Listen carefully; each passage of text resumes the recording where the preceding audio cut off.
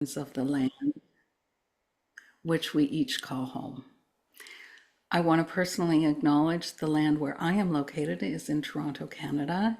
It's on the traditional territory of many nations, including the Mississaugas of the Credit, the Anishinaabeg, the Chippewa, the Haudenosaunee, and the Wendat Yeah, get in peoples, there. and is now home to many diverse First Nations, Yeah, sure. I want Inuit, butter. and Métis How are you people. doing yours? You don't like it? So, yes, thank you for muting.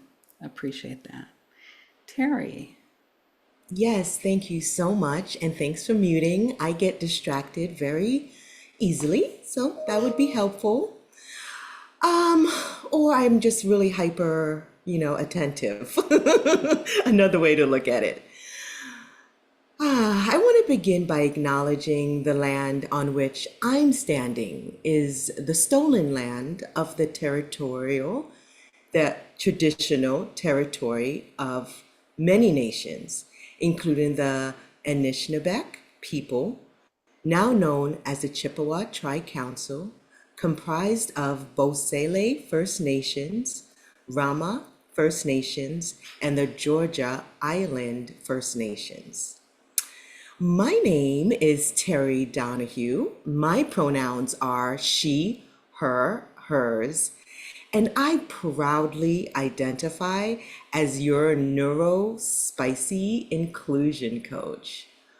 What that means to me, I am a neurodivergent ADHD, undiagnosed dyslexic, diversity, equity, inclusion, life, and leadership coach. And I'm actually kind of curious about the coaches in the room today and if we might know or might who might know us, maybe community members or podcast listeners.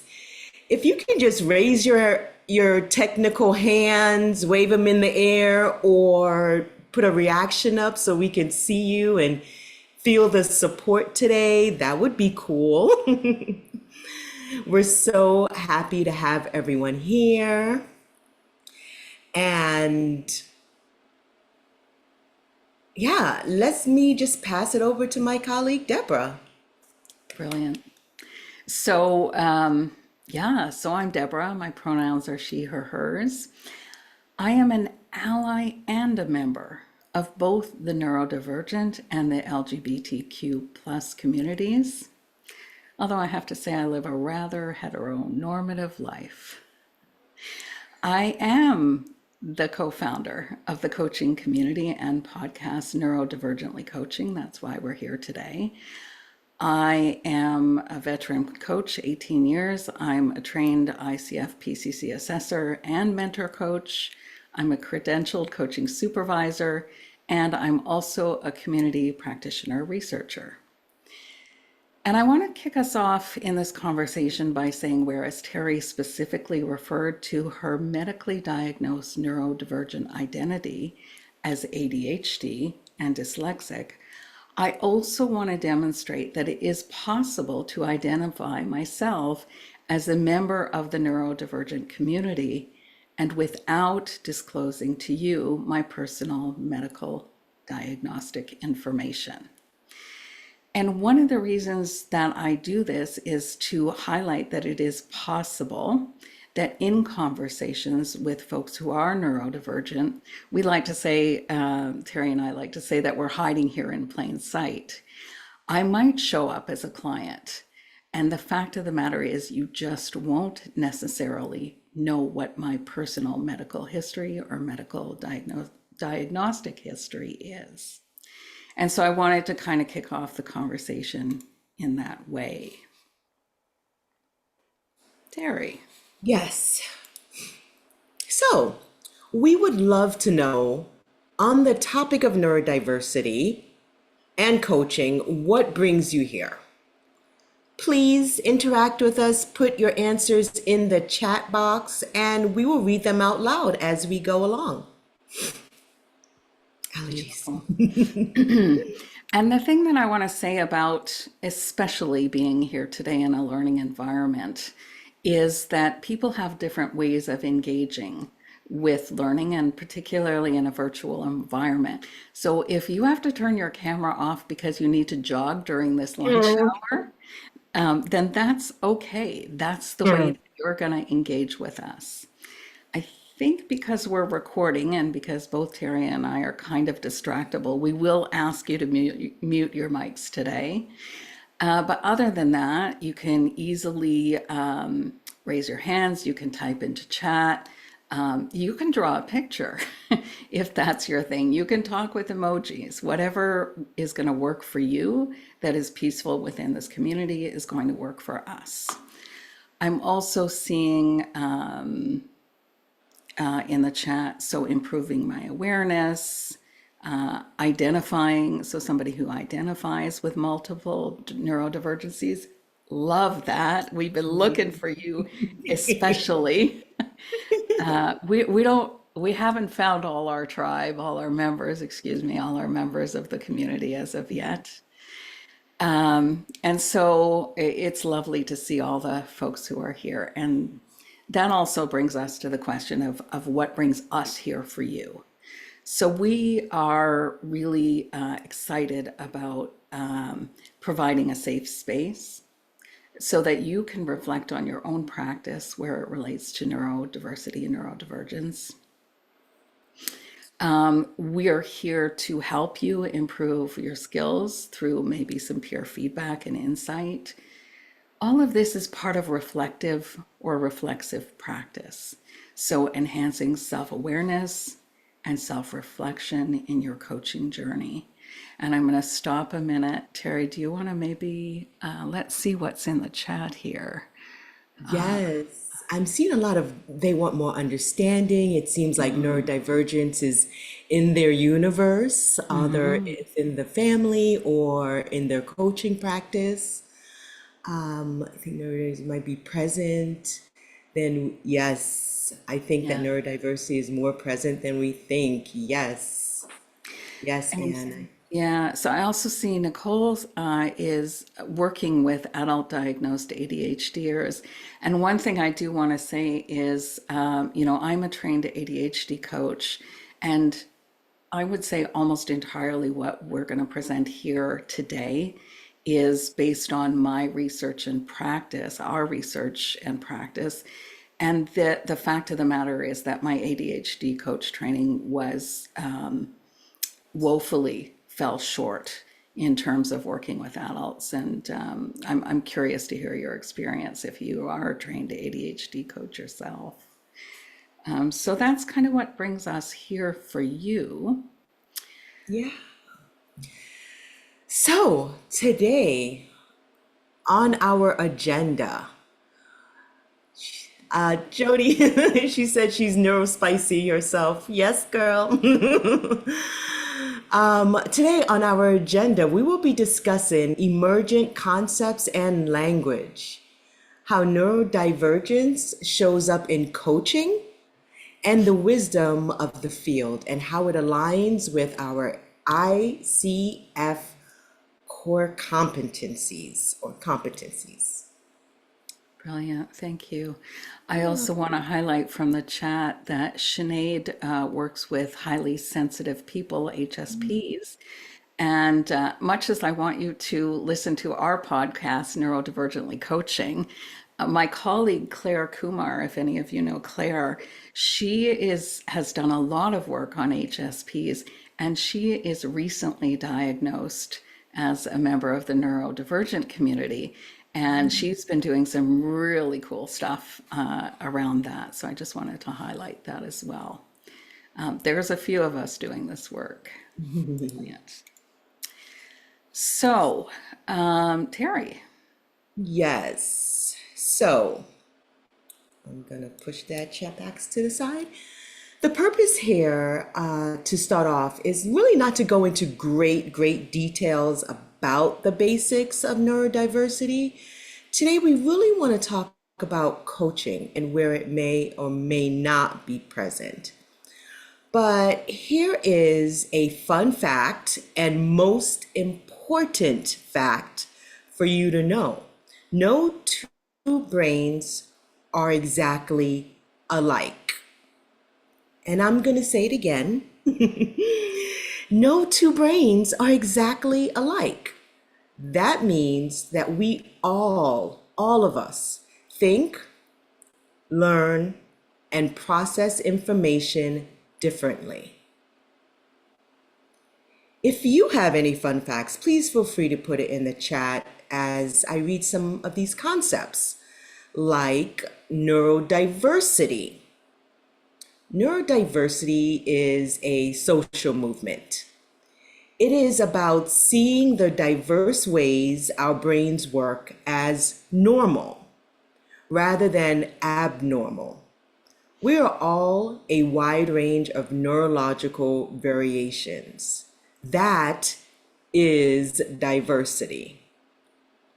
So, however, neurodivergence encompasses the natural neurological variations in how people think, learn, interact, and perceive the world that have been given labels or medical diagnoses. Do you want to say more, Deborah, about the medical diagnosis? You're so good at the rundown of these. Yeah, so I guess the first thing I'm going to say is that depending on where you consult, this is an emergent field. Language is emergent, concepts are emergent rather, and research is hopefully emergent. So I guess the first thing I want to say is that why I raise that point is it could be up to 400 different conditions that are identified as neurodivergence. And some of those are newer. Most of them most of what you're going to run into in coaching is ADHD, autism. There may be co-occurrences of the DISs, they're called, dyslexia, which impacts literacy, dysgraphia, which impacts handwriting, dyspraxia, which impacts physical coordination and balance, dyscalculia, I'm not sure I'm even pronouncing that right, but it impacts numeracy, and Tourette's syndrome, which impacts the nervous system, and you might commonly see that as tics. That's pretty much the most common. As an emergent umbrella term, acquired brain injury has recently been identified as being a neurodivergent condition. PTSD also. And the other thing that I want to say about this is because these concepts are evolving, if you're an adult now and you were diagnosed as a younger person, you might have been diagnosed something called ADD, which if you were diagnosed as a child today would be the very same diagnosis as ADHD. One of the reasons you hear this more in the zeitgeist today is there was a condition commonly known as Asperger's was a diagnosis. It is no longer a diagnosis. It is now autism level 1.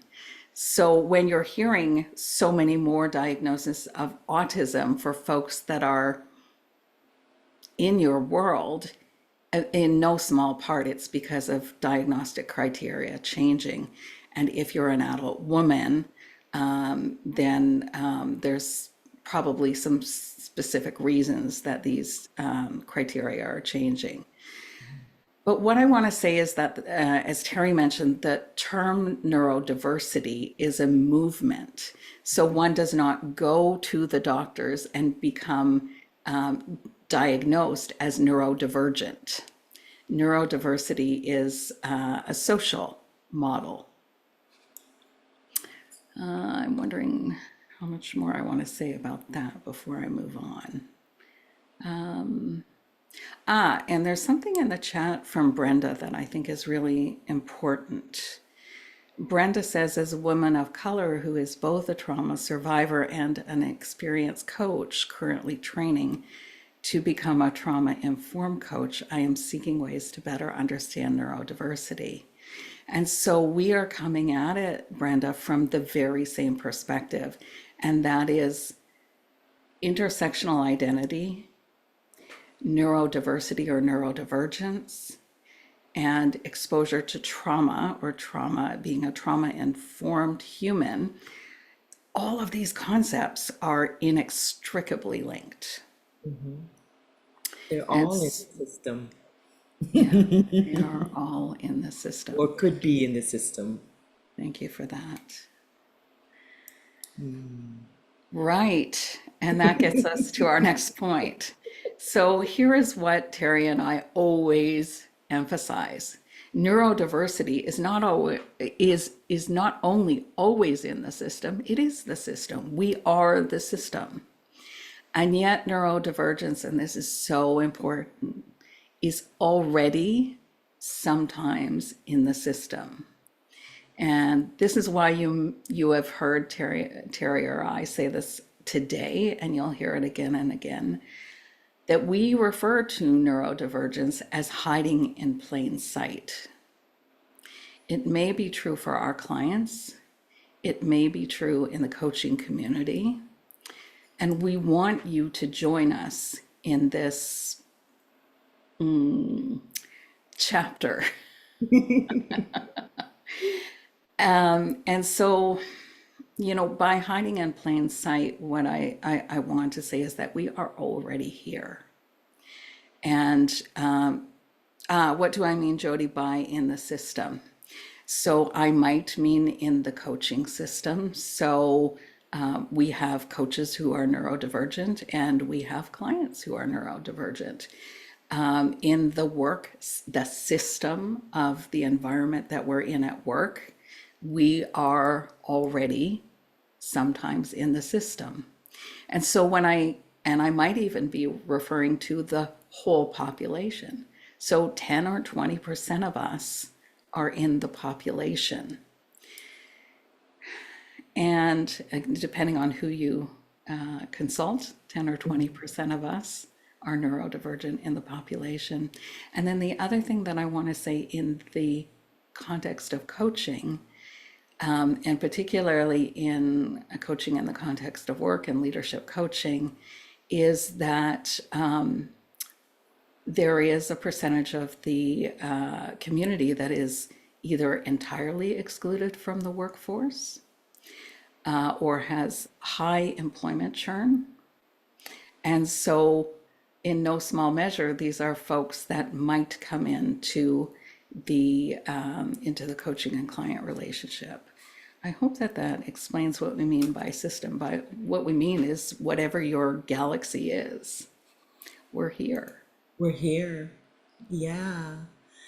And we might be hiding in plain sight for the coach and even the clients. It might already be in the system, like Deborah was saying, and we have to prepare ourselves because it is showing up in coaching. Coaching is one of the best support systems for neurodivergent people. And coaching and therapy really is the only support that adults that are being diagnosed later in life have as an option.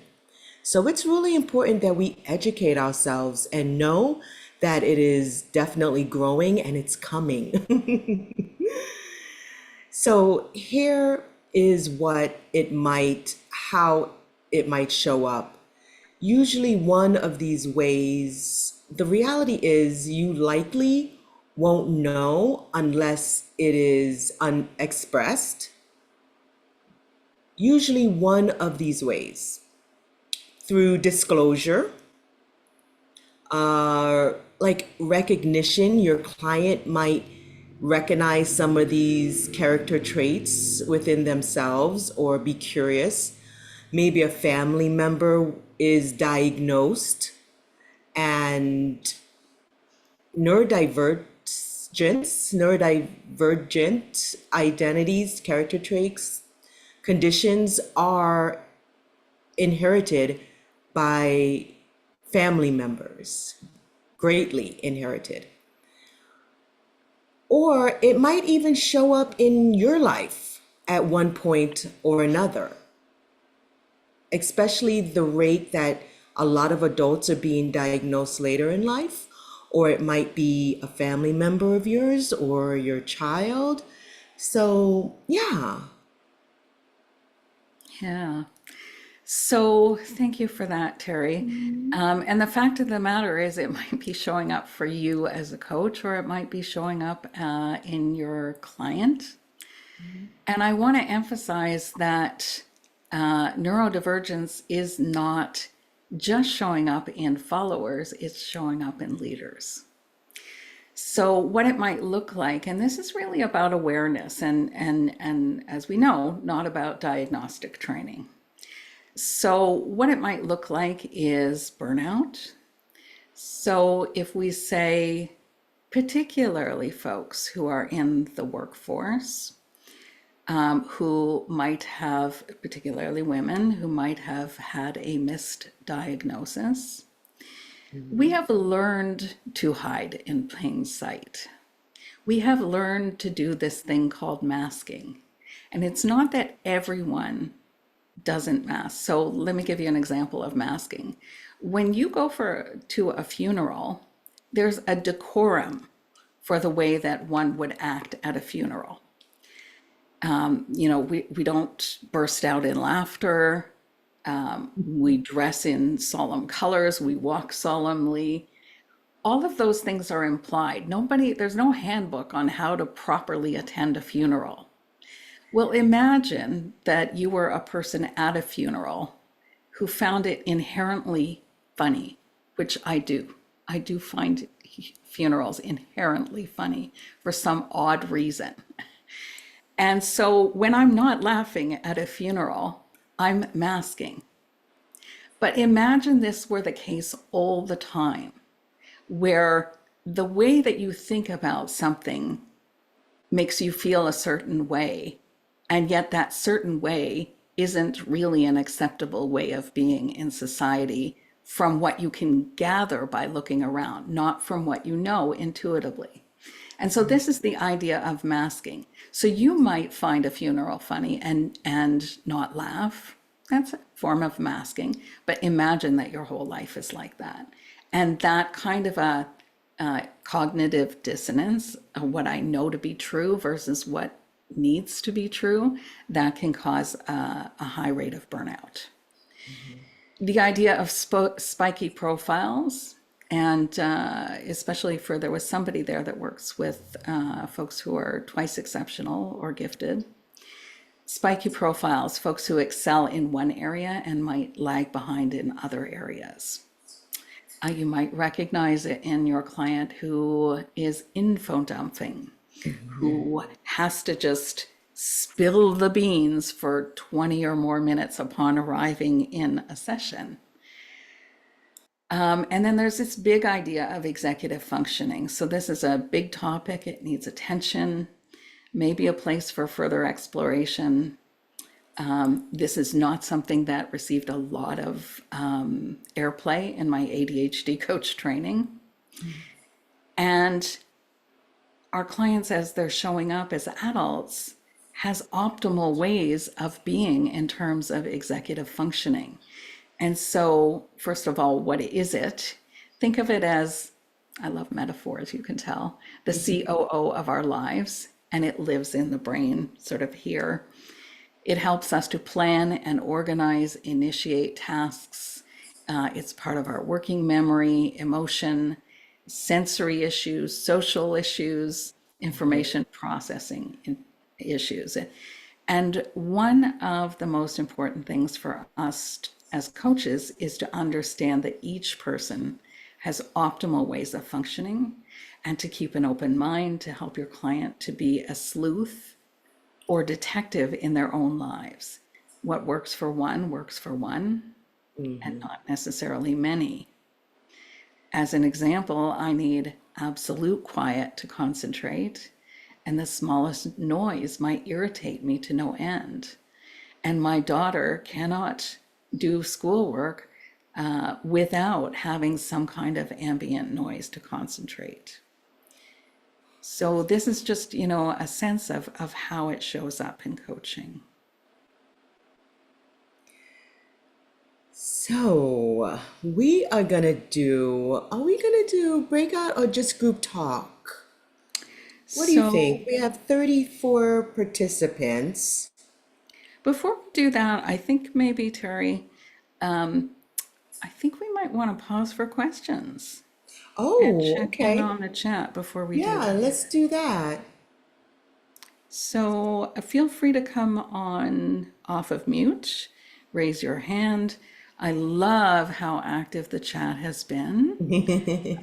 So lots about masking here, or some about masking. Thank you, Jody. There's quite a long statement here by Catherine.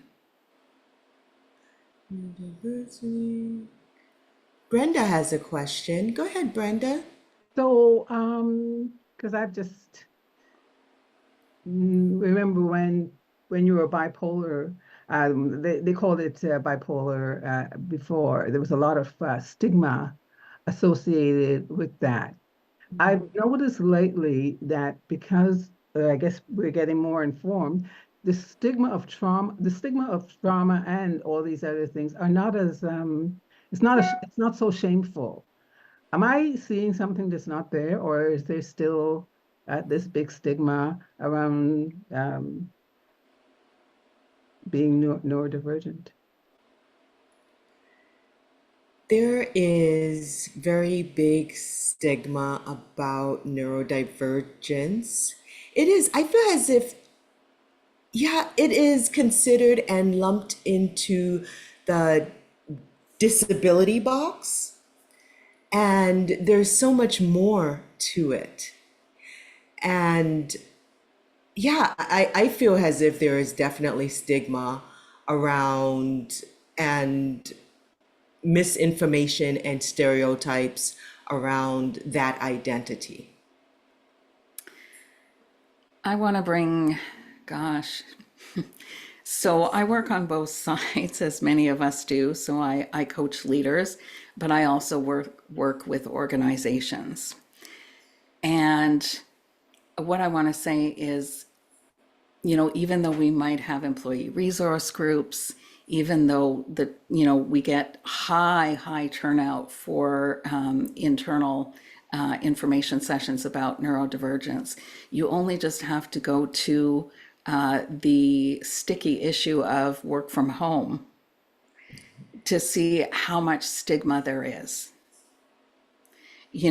Many of us, including myself, who had some level of privilege during COVID, did much, much, much better through COVID because we were working 100% from home.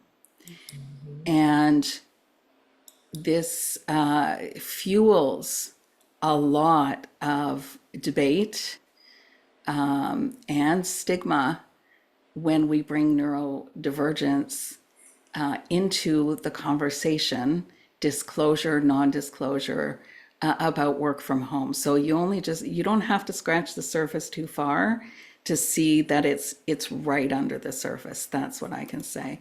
I have, over the last month or so, I've done a couple of very large forums for employees through EAPs, employee assistance providers. One had 800 folks attend, 150 questions generated. So there's a lot of, and I can tell you what the top questions are. If I'm a manager, what do I do? But then the employers won't allow me, an outsider, to speak about company policy or legislation. And then the other thing there, Brenda, is that it varies hugely by region. So if you're a coach who's working globally, there's great scholarship in the UK, and there are some programs in the UK, and there are in both the UK and the US, there are med shortages. And so, there's just, it's not a beautiful situation depending on where you are. And I had an entire group of, I have an entire group of neuroplasticity folks who don't know anything about neurodivergence that I'm working with. It's quite interesting. We Kathleen have, said, which I find very fascinating of her experiences.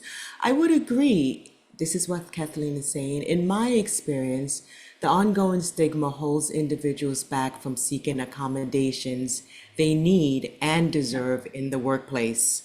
So yeah, true. Yeah. yeah. So we've got a hand raised for Mary Ellen. Hi, Terry and Deborah. Thank you very much for this important conversation. My question comment builds on what you're seeing right now, and an actual situation I had working with a leader who was in the first 3 months of her job, having some challenges, and identified with me as having ADHD. And she announced to me that she was going to tell her boss that she had ADHD. And I asked her, we did some coaching around, what do you think, your boss's reaction would be, et cetera, et cetera. And so I can tell you what I did, but I'm just curious, in that situation, what would you advise? Yeah. And your question so perfectly dovetails into how do we do this work and how do we stay aligned to the competencies, which is the next part of the conversation. So the first thing is that disclosure is a complex concept. So, and I'll tell you that I teach return to work for cancer survivors, so I know this stuff. First, there are legislations, there are company policies, and the first thing that I want my client to know is that they are complicated, know them, and I hope you never have to go to the wall on them. The second part is that disclosure actually is a very, very personal decision. And so it primarily depends on what kind of a person you are. If you're a very open person and it feels disingenuous, then it may feel, you have this inner conflict that and it sounds a little bit like that's what this person was working with. And so in that case, and then another piece of information that I want to throw into this is that depending on your conversation and with whom, what matters in the context of work is what is the functional limitation. So your diagnosis, again, if you know one person with autism, you know one person with autism. So your diagnosis, what does it actually mean? What is the functional limitation, and what can you negotiate on your own, and what do you need your workplace to negotiate on your behalf? And that's where it gets pretty darn sticky, especially with things like work from home. The other thing is, gosh, what do I want to say here? I think I want to pause there. Terry, do you have Yeah. some thoughts? Yeah, disclosure, masking, like you said, is deeply, masking or unmasking is deeply personal decision, and we have to support our clients in this decision because we have to take in their intersectional identities and whatever they feel is best for them and how they want to go about moving through this journey of not necessarily being accepted. Mhm. This is really helpful to hear from both of you based on your expertise. I think when the question came to me, I really cared about my client and wanted to be in service of my client, and I could feel that she was just going to march in and speak to her boss. What I did was I Googled, should you tell your boss that you have ADHD? And pages, and this was over a year ago, pages and pages came up that said, do not tell your boss, do not tell your boss, do not tell your boss. So then I shared that with her. I said, I was curious. In the end, she decided not to right away. But yes, thank you. I was curious, and I feel like sometimes there's like two ways of speaking. On the one side, it's like we're open to this, we're open, but then, you know, as you said, it really depends on the you know, the functional limitations and how that impacts you and your role. I think in this case for me, it was because it was the first 3 months. So my feeling was you want to like prove yourself in the first 3 months, and then there may be you know, the right time, and it's a very personal decision, as you said, might come at a later time. Thank you very much. You're very welcome. I think what I'm hearing here is that there's always is some pent up demand for dialogue. So, Terry, I'm kind of thinking on the spot here that we might want to just keep everyone in the larger group. Okay, yeah, definitely. Yeah. And so I'm what the intention here is to go further into the coaching competencies. And so I think Mary Ellen's question was a great entry point for that. And so I'm curious, I want to put the question out there. We already have from Pam the question about what do you see as different and good practice in terms of establishing and maintaining agreements. So these are these are the coaching competencies. We don't look at them every day, do we? Unless we're re-credentialing. And so here they are. And so how do we be a good coach, a good ethical coach in this environment? And so I'm putting that question out there, and then we'll kind of proceed down that pathway. And so I'm wondering, what does that mean where it comes to a coach who is neurodivergent?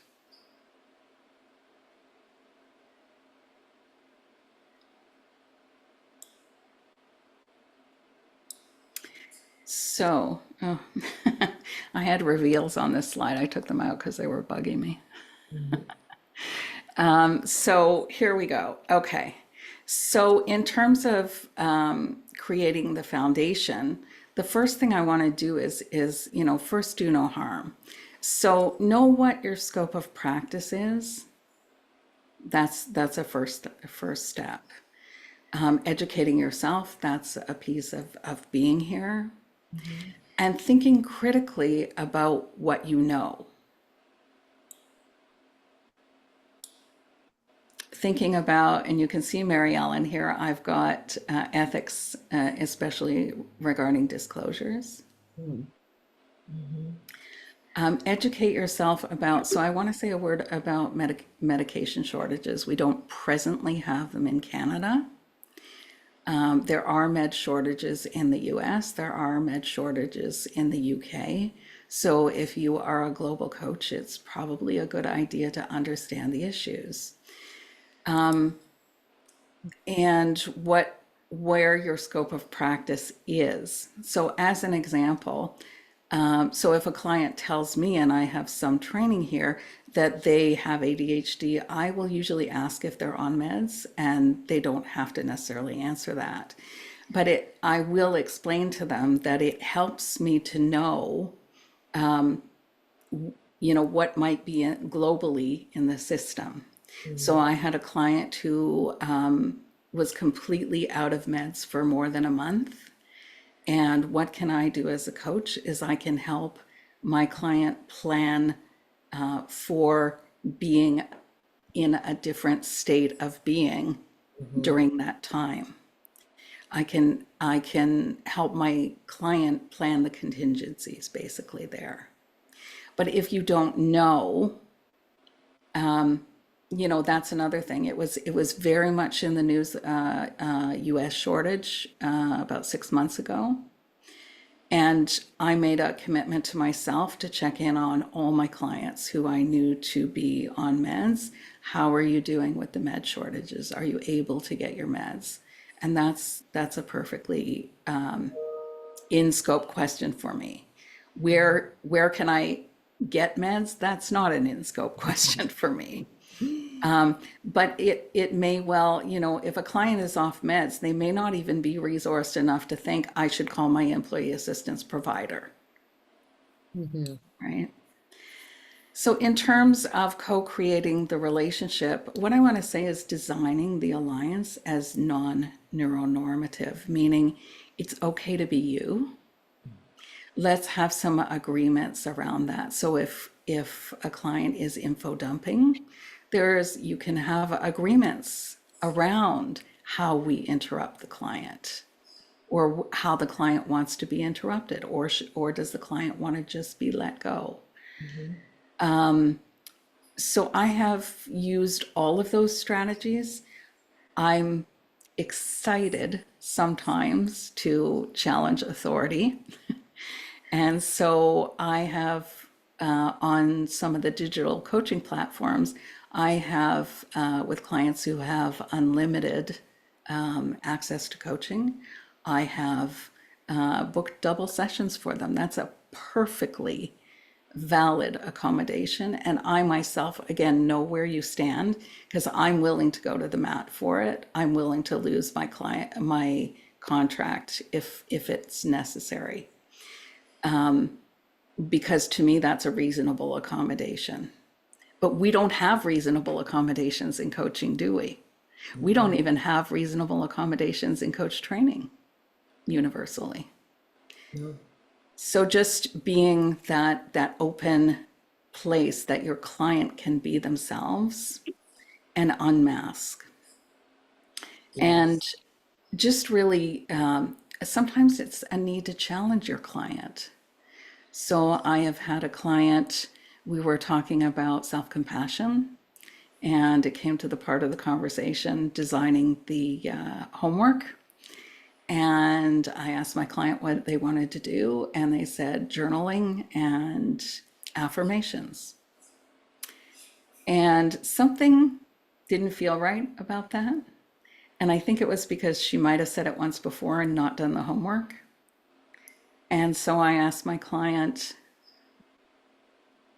is that really what you want to do, or is that what you think people do for self-compassion? And she started laughing. She goes, heck no. I think journals are not my jam, and affirmations, they're stupid. They And they do think they should do something that everyone's doing. They should walk in that same line. yeah, Wow. yeah. So, and then being aware of your own environment and the client's sensory environment. So just before we started, I closed the window because somebody was using a power tool very close by my window, as is almost always the case when we start a webinar. But there are some clients who might not even be able to tolerate that. I had one client who was bothered by the birds outside my window. And so just really being that safe place for folks to be.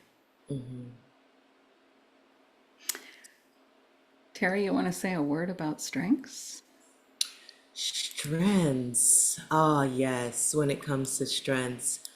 Really focusing on what is right about them versus what is wrong. Within society, societal norms is the focus is always on what's wrong, and our clients tend to internalize that, and they bring these same internalized beliefs into coaching, and focusing on what's right, investigating what's right, highlighting what's right, and pointing out their strengths, what they're good at, what they are almost they do easily, and highlighting that as something as their natural abilities is very important in coaching Yeah. neurodivergently. So, and there's a question in the chat about are there any gifts of ADHD? There are all of the neurodivergent conditions have so many gifts, and I'll tell you two people I want around in an emergency. I want Terry, and I want my daughter, who, by the way, is pretty much the same person as Terry. You want someone with ADHD around in an emergency. I don't even exactly know why, but I've seen like my daughter leap into action when other adults were frozen in emergency situations. Yes, we are very quick on our feet. It is something that we are good at. A lot of within society like to focus what's wrong. We're inattentive. It's because we are paying attention to so many things around us at one time that we are very quick and able to jump into action. For instance, within my past career, I'm an Emmy nominated makeup artist, and I owe my dyslexic and ADHD identity to, because of that, I was able to succeed in that field. And because of that, my ADHD identity, I'm succeeding in this one as well. There is so many gifts. I see here Elon Musk is neurodivergent. For those of you who want to tap my shoulder in private, I have an Elon Musk story that I can't tell in public. That being said, lots of our modern day unicorns and entrepreneurs are neurodivergent. Steve Jobs was dyslexic. Yeah, I want to just kind of continue on this. This one came from a client of mine, levers and sinkholes and choice, helping a client identify what are their levers versus what gets them down a sinkhole and what gets them out of a sinkhole. And I'll give you a productivity example. There is a productivity tool called Eat the Frog. It means do the complicated thing, the hardest thing first, eat the frog. This does not work for a lot of neurodivergent folks. What we need to do is we need quick wins. We need dopamine. We need dopamine activated by a quick win, and then we can eat 10 frogs. But don't expect us to eat the frog first. And I'm saying we, and I'm saying that it's not all we's. I also want to say goal setting might not look the same. For folks who are neurodivergent, it might be a slightly more winding road. It might be a little more conceptual. And I want to, oh gosh, Terry and I are just about to embark on a closure, we'll say episode, but it's like an epic episode for our podcast on closure and emotional processing. So I'm super excited about that. I want to give you, and I just literally at like 10 to 12 put this into the presentation. Because this is a huge thing that we've really brought to light here. So there is this thing called the double empathy problem. It is something that is more often referred to for folks who are autistic, but it is all around a problem. And it is that at the same time that I don't get you, you don't get me. So we've got leader and leader as coachee, you've got neurodiversity here. This is my drawing here. So you've got self and others, you've got understanding and being understood, and it's not a happening thing. That's the double empathy problem. This is a well-known problem in neurodivergence. And what I want to say to you is that bringing compassion to the forefront, this is who we are, Terry and myself, in terms of neurodivergently coaching. It's who we coach, how we coach. Who we I are. really want us to be mindful of the role of compassion and heart space in this work. And so we're calling this coaching in this way the single empathy solution. So if the double empathy problem is this idea of not being understood, I don't understand you and you don't understand me, coaching again can become that single empathy solution.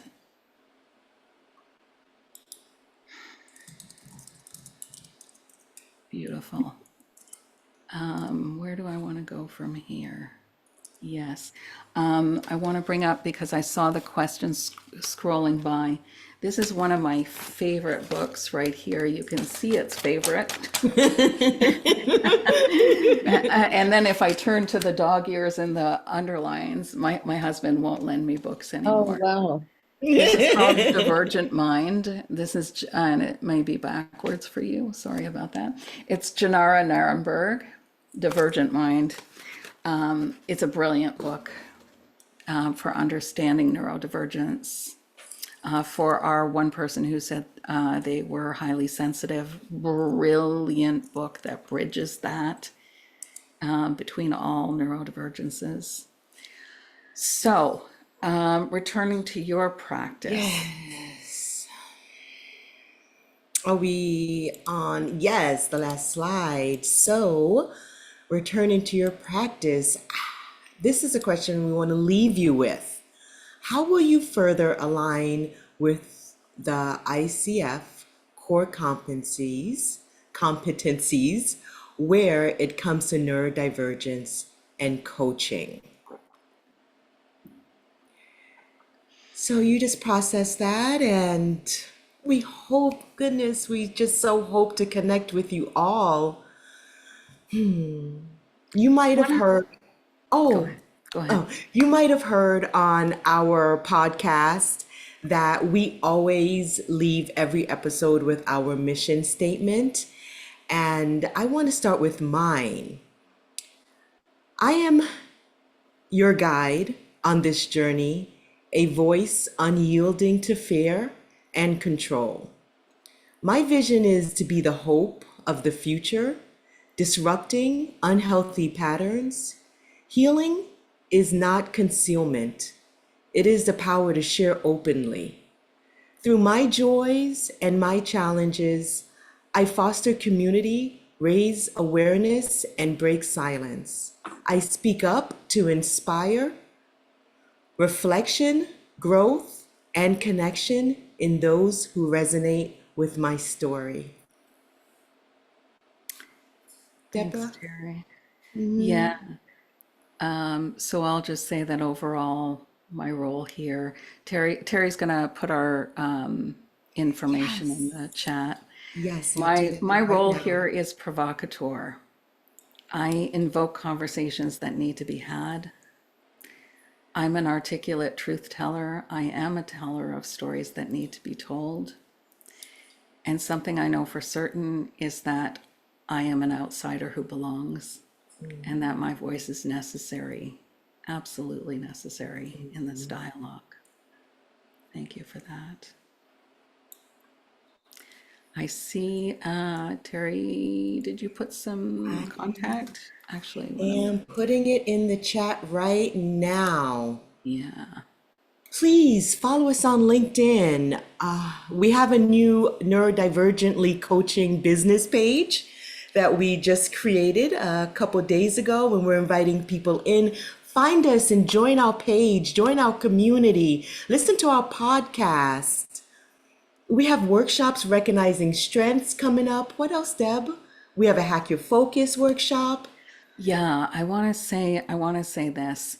The reason that we're talking about competencies is because we're developing some training. Yeah. There isn't training for coaches in this arena. We have a wealth of knowledge on this. I firmly believe that it is possible to work within the ICF framework, perfect or imperfect as it is. This is part of my role as a mentor. And I'll tell you, as a supervisor, I brought a case to coaching supervision, and my supervisor didn't understand neurodiversity. And so we're here for all of it. And there is training coming. There's more podcasts coming. There will be hosts, rather guests on our podcasts Next season. next season. Yeah, we are literally running to catch up to this. And we're here for it, and we want to have these conversations. So we really hope you'll join us. And we really hope to meet you all. Thanks so much for joining. Thanks, Catherine. Thank you. Thank you.